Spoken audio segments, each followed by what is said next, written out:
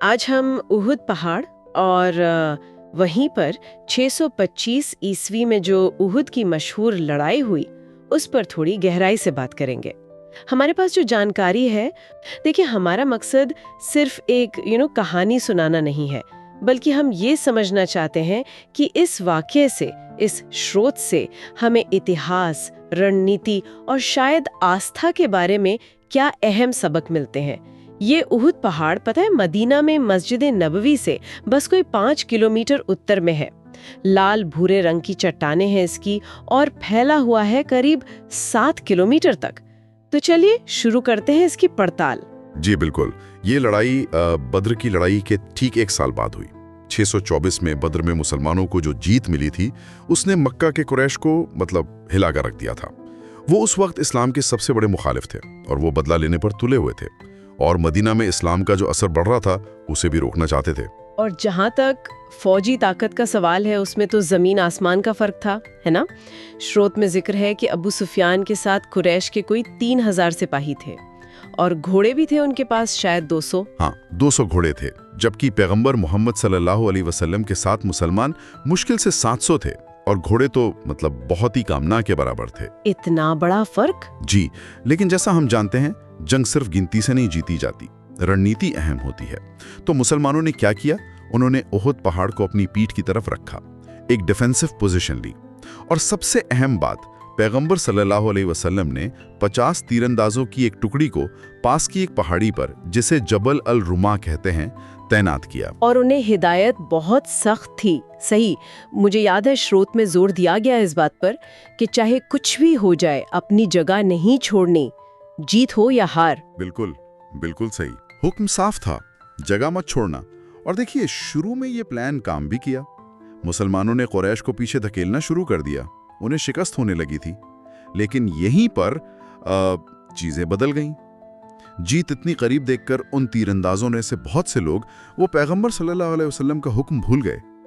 उन्हें लगा बस जंग खत्म। ओह, तो वो नीचे आ गए। हाँ, उन्हें लगा कि दुश्मन भाग रहा है तो माले गनीमत यानी लूटा हुआ सामान इकट्ठा कर लें, और वो अपनी उस अहम चौकी से नीचे उतर आए। ये तो फिर बहुत भारी पड़ा होगा। यकीनन। यहीं पर कुरैश के एक बहुत काबिल कमांडर थे, खालिद इब्न अल वलीद।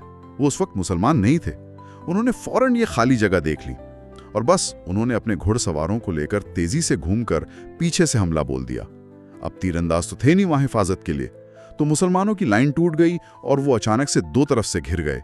बाप रे, इस अचानक हमले से तो बहुत अफरा तफरी मच गई होगी, सब गड़बड़ हो गया होगा। बहुत ज्यादा। स्रोत बताते हैं कि बहुत नुकसान हुआ। करीब 70 मुसलमान शहीद हो गए और खुद पैगंबर मोहम्मद सल्लल्लाहु अलैहि वसल्लम भी जख्मी हुए, काफी शदीद जख्म आए। उनका एक दांत मुबारक शहीद हो गया, हेलमेट का हिस्सा चेहरे में धंस गया था और वो एक गड्ढे में भी गिर गए थे।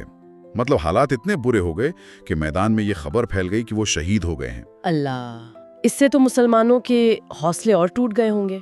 जी बिल्कुल। और शहीदों में, जैसे आपने जिक्र किया था, बड़े बड़े नाम थे। हमजा इब्न अब्दुल मुत्तलिब, जो पैगंबर सल्लल्लाहु अलैहि वसल्लम के चाचा थे, और मुसाब इब्न उमैर, जो झंडा लेकर चल रहे थे। उनकी कब्रें आज भी उहुद के पास हैं, लोग जियारत करते हैं। हाँ, तो ये सिर्फ एक लड़ाई की जगह नहीं रह गई फिर? नहीं, बिल्कुल नहीं। इसका एक रूहानी पहलू भी बहुत गहरा है। एक हदीस शरीफ है जिसमें पैगंबर सल्लल्लाहु अलैहि वसल्लम ने फरमाया, उहुद वो पहाड़ है जो हमसे मोहब्बत करता है और हम उससे मोहब्बत करते हैं। तो ये पहाड़ एक तरह से सब्र, कुर्बानी और लीडर की बात मानने की अहमियत का सिंबल बन गया। तो जो सबक हैं वो काफी साफ नजर आते हैं। पहला तो यही कि कामयाबी जब बहुत करीब दिखे तब भी डिसिप्लिन और हुक्म मानना कितना जरूरी है। बिल्कुल। और दूसरा सबक ये कि जरा सी गलती, एक छोटी सी चूक कैसे पूरी बाजी पलट सकती है, चाहे शुरू में आप कितने ही मजबूत क्यों ना हो। और शायद तीसरा ये कि अल्लाह के रास्ते में जब मुश्किलें आएं तो सब्र रखना और आपस में जुड़े रहना, यही आखिर में कामयाबी दिलाता है। स्रोत भी यही बताते हैं कि ये सिर्फ फौजी हार नहीं थी, बल्कि एक तरह का इम्तिहान था।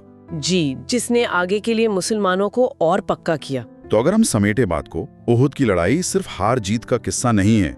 ये अनुशासन की, लीडरशिप पर भरोसे की एक बहुत मुश्किल परीक्षा थी।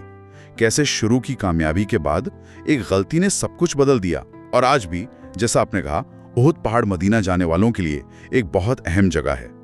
हज या उम्रा का हिस्सा तो नहीं है, लेकिन लोग वहां जाते हैं उन सहाबा की कुर्बानियों को याद करने, उनसे सबक लेने। हाँ, और यहीं पर एक सवाल भी जहन में आता है सोचने के लिए कि उहुद से जो सबक मिलते हैं, जैसे हुक्म मानना, प्लानिंग की अहमियत, नाकामी में भी सब्र रखना, क्या ये सिर्फ उसी ज़माने और मजहबी संदर्भ के लिए थे, या फिर ये बातें हमारी आज की आम जिंदगी में, चाहे वो पर्सनल हो या प्रोफेशनल, अलग अलग सिचुएशंस में भी उतनी ही रेलेवेंट हो सकती हैं? ये एक गौर करने वाली बात है।